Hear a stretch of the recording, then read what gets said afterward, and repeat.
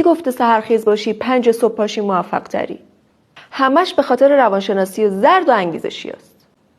باشگاه 5 صبحی شاید واسه فکر و ذهن تو یه شکنجه باشه، نه موفقیت.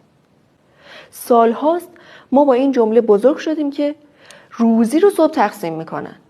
اگه صبح زود بیدار نشی هیچی نمیشی، به درد جامعه نمیخوری، اصلا کلا به درد نمیخوری. از مدرسه بگیر تا خانواده و معلم و انگیزشی‌ها.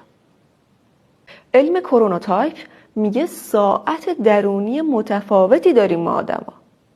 یعنی ساعت طلایی تو برای تمرکز و یادگیری و خلاقیت قطعاً با بقیه فرق میکنه. کرونوتایپ ها به 4 دسته تقسیم میشن. 1. شیرها سحرخیز و پر انرژی ان، صبح زود بهترین بازدهی رو دارن و فقط 15% مردم شیرن. 2. خرس‌ها ریتمشون با طلوع و غروب خورشید تنظیمه، بیشترین مردم دنیا خرسن، حدود 55%. 3. گرگ‌ها شب زنده دار، خلاق و ساعت‌های پایانی روز خلاقیت بیشتری دارن. صبح‌ها براشون سخت‌ترین وقتیه که میتونن تمرکز کنن. حدود 15% مردم گرگن.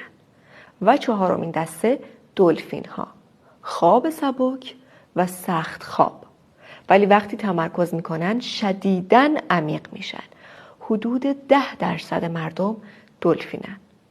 قرار نیست خرس شیر بشه، دلفین شیر بشه، گرگ خرس بشه.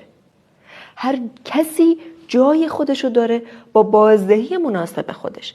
تقلید کورکورانه نکنید و اطرافیانتون مخصوصا فرزندانتون رو سرکوب نکنید.